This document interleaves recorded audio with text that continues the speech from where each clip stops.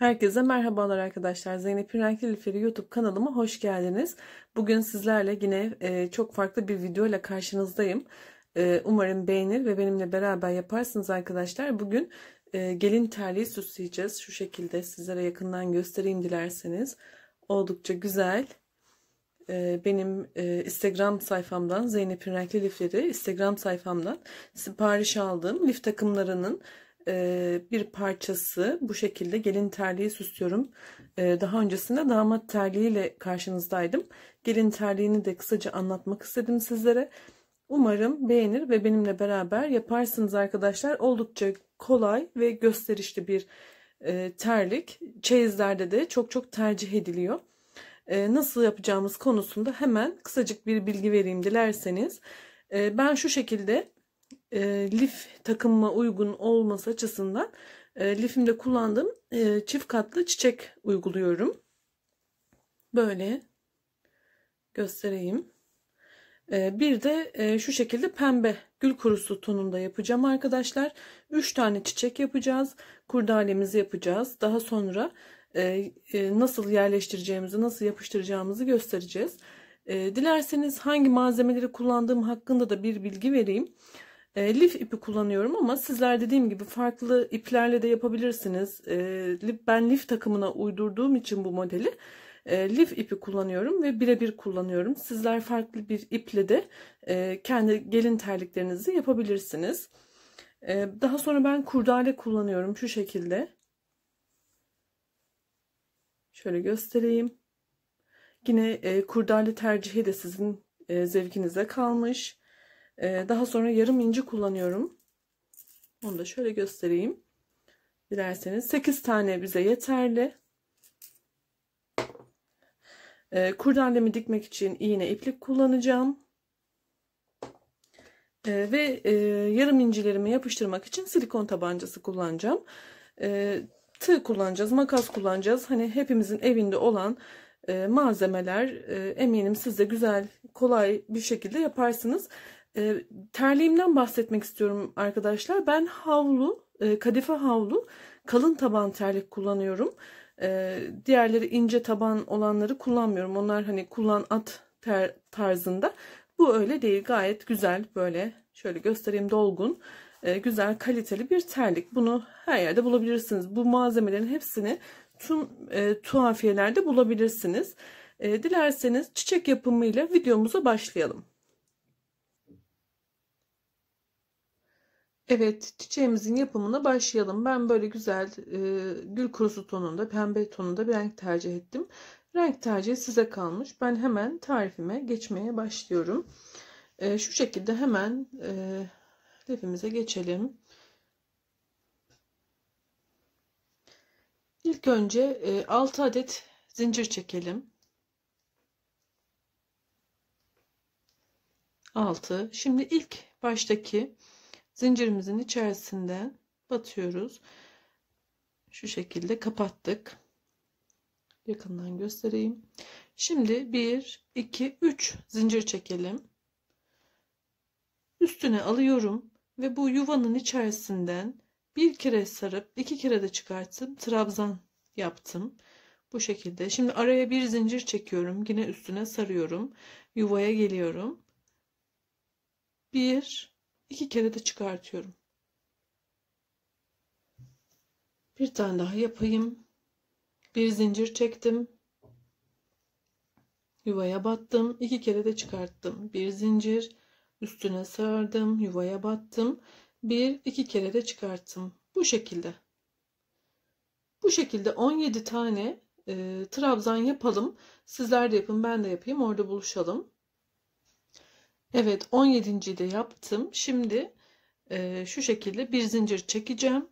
17 tane oldu. Ve ilk trabzanımın başına şu şekilde üstüne almadan içinden çıkartarak kaydırma yöntemiyle yaptım ve kapattım. Şöyle göstermek istiyorum. 17 tane trabzan. Şimdi 4 zincir çekelim ve bir boşluk bırakıp diğerine geçelim. Şimdi 2 boşluk bırakalım. Üçüncüye batalım. Bu şekilde 2 tane atlayalım, üçüncüye batalım. 4 zincir, 1 2 3, üçüncüye batıyorum. 4 zincir, üçüncüye batıyorum. Sayalım kaç tane oldu? 1 2 3 4 5. Evet, 6 tane olması gerekiyor arkadaşlar.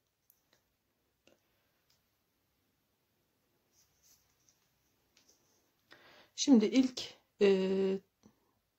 şu yuvamın bir öncesine, yani son trabzanımın içine battım ve 6 tane yuva oluşturdum. Şu şekilde yakından göstereyim onları. 4 zincirle 3 trabzan atlayarak 6 tane yuva oluşturduk. Şu şekilde sıkı gözüküyor şu an. Şimdi hemen yapmam gereken, ilk yuvanın içerisine geçip üstüne sarmadan şu şekilde zincirle kapattım. Ve 1-2 zincir çekiyorum buraya. Şimdi buradaki yuvayı dolduracağız. Bir kere sarıp 2 kere de çıkartıyorum. Bir tane daha yapacağım. Üstüne sarıyorum. 1-2 kere de çıkartıyorum. Şimdi en baştakinde saydım. 1 2 3 4 tane oldu. 5.'yi 2 zincir çektim ve üstüne almadan dibine battım. Şu şekilde. Şimdi yandaki yuvaya geçiyorum, zincirin içerisine. Bu şekilde kapattım. 1 2 zincir çektim. Şöyle üstüne sardım. 1 2 kere de çıkarttım.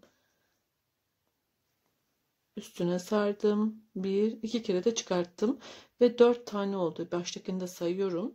Şimdi 2 zincir çekip üstüne sarmadan dibine batıyorum. Bu şekilde. İkinciyi de hazırladım. Şimdi yine yana geçiyorum. Üstüne sarmadan kapattım. 1 2. Şimdi yine buraya baştakinde sayarsak 5 tane trabzan yapmış oluyoruz. Bu şekilde. Şöyle ipimi alayım. Evet. 3 oldu. 4. 5.'yi 2 zincir çekip dibine, üstünü almadan batıp bir sonraki yuvama geçip 1 2 zincir çekip aynı işlemleri burada da devam ettirdim. 6 tane yaprağımız oluşsun. Sizler de yapın. Evet, sona kadar geldim. Bakın arkadaşlar, 1 2 3 4 5 6 tane oldu yaprağım. Şimdi hemen şu ilk yere şu şekilde üstüne sarmadan şöyle kaydırarak burayı sabitledim. Şimdi burada zincir çekiyorum yine. 5 adet çektim. Hemen tersini çeviriyorum. Şu kısma, şuradaki kısma zincirimi şöyle yakın göstereyim. 5 tane zincir çektim. Döndürdüm. Bakın buradaki başlangıçtayım, yaprağımın. Sonundaki şu 2 zincir arasındaki yere şöyle geçiriyorum. Şuradan da şöyle göstereyim. Ve buraya bir zincirle sabitledim. Ve şuradan bir yuva oluşturmuş oldum. Arkadan, yapraklarımın arkasından yine 5 zincir çektim. Şimdi yine bir sonraki yaprağın arasından giriyorum. Şöyle arkasını döndürüp yaparsam daha net gözükür. Şöyle yine 5 zincir çektim. Bakın burada 2 adet yuvam oluştu. Şimdi yine ilerliyorum. Bir sonraki yaprağın yerine geldim. 5 zincir çektim. Sizler eliniz sıkıysa zincir sayılarınızı artırabilirsiniz. Size kalmış. El ayarınıza. Ama yok, normal örüyorum derseniz 5 ideal. Evet, şu şekilde bakın ilk başa kadar geldik.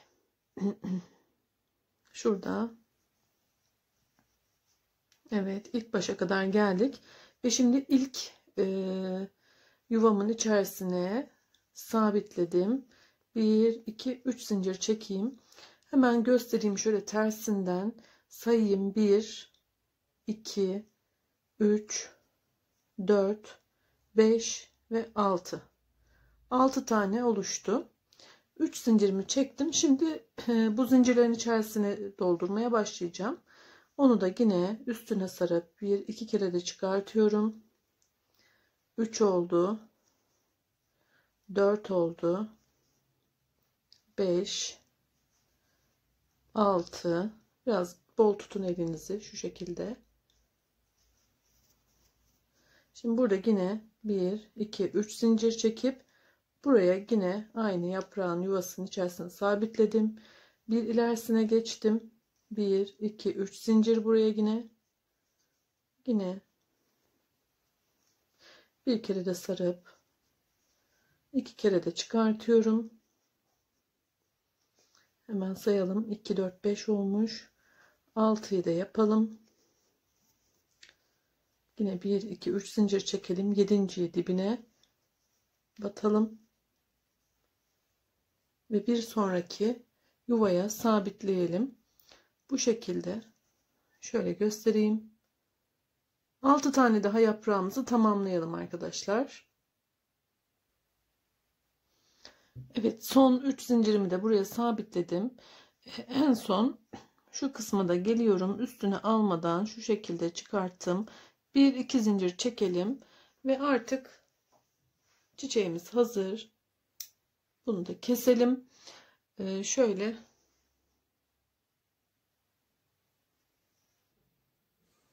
evet, çiçeklerimizi yaptık. Şu şekilde göstereyim. Sizler de 3 tane yapın.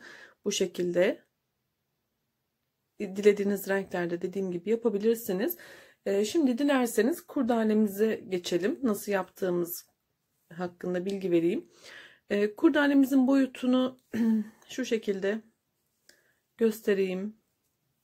Şöyle tutarsam 2 karış civarında. Şimdi şu şekilde yapalım. Şöyle çapraz yapalım. Ben görmeniz için şöyle yapacağım. Ve şöyle şu kısımları eşit tutmaya çalışalım. Şöyle üst üste getirelim. Şöyle göstereyim. Hemen iğne iplik yardımıyla şuradan iğnemden ipliğimle şöyle tel geçiyorum. Şu şekilde. Şimdi çok pratik bu kurdale yapımı. Şöyle tel geçtim ve hemen buraya ipimi doluyorum.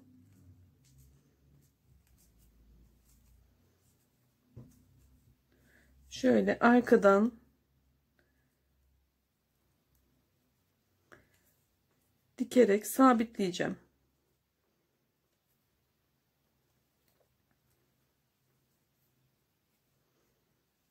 Evet, bu şekilde sıkıştıralım.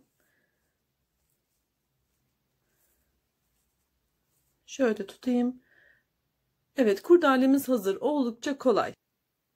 Evet, çiçeklerimiz ve kurdalemiz hazır. Şimdi hemen terliğimize yapıştırma şeklini göstereceğim. Şöyle dilerseniz şöyle göstereyim.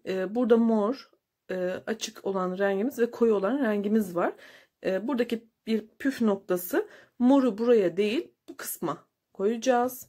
Daha sonra pembeyi ve şu şekilde burada böyle bir detay var.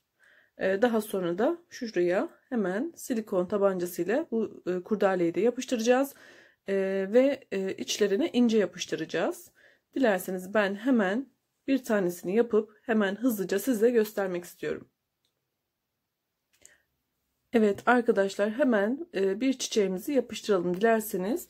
Burada hemen yapmamız gereken şey şu kısma silikon tabancasından silikon sıkmak. Şöyle bir miktar yeterli. Şöyle koyalım. Bir diğer püf noktamız da silikonun kesinlikle çok iyi ısınması gerekli. Yoksa soğuk olduğunda yapışmıyor ve geri çıkıyor, katılaşıyor. Silikonunuzu tabancada iyi ısıtın. Şimdi hemen şu şekilde yarım incime de şöyle göstereyim. Çok az miktarda yapmamız yeterli. Şöyle alalım. Bunu da hemen şu kısma, ortaya şu şekilde yapıştırıyoruz. Evet, diğerlerini de yapalım. Sizler de yapıştırın. Daha sonra kurdelemizi de göstereyim. Evet, şimdi kurdelemizi de yapıştıralım. Çiçeklerimizi yapıştırdık. Şu kısımlara arkasından bir miktar silikon sıkalım. Çok fazla olması gerekmiyor. Şöyle. Yine şöyle çevireyim. Şu kısma tam ortaya gelecek şekilde şöyle biraz alta ittirelim ve şöyle yapıştıralım. Şu şekilde. Evet, bunu da yapıştırdık. Şöyle düzeltelim. Şimdi bir de incimiz var. Hemen yine az bir miktar sıkıyoruz. Ve şu orta kısma dikişin kapanması için hem de güzel gözükmesi için bu şekilde yapıştırıyoruz. Evet, şöyle tutayım dilerseniz. Oldukça güzel, süslü gelin terliklerimiz hazır. Evet arkadaşlar, videomuzun sonuna geldik. Gelin terliklerimizi hazırladık. YouTube kanalımda damat terliği videom da var. Dilerseniz oradan damat terliği de yapabilirsiniz. Beni izlediğiniz için çok teşekkür ediyorum. Kanalıma abone değilseniz abone olarak beni desteklerseniz çok memnun olurum. Abone olmak ücretsiz. Sağlıkla kalın, hoşça kalın. Yeni videolarda görüşmek ümidiyle, hoşça kalın.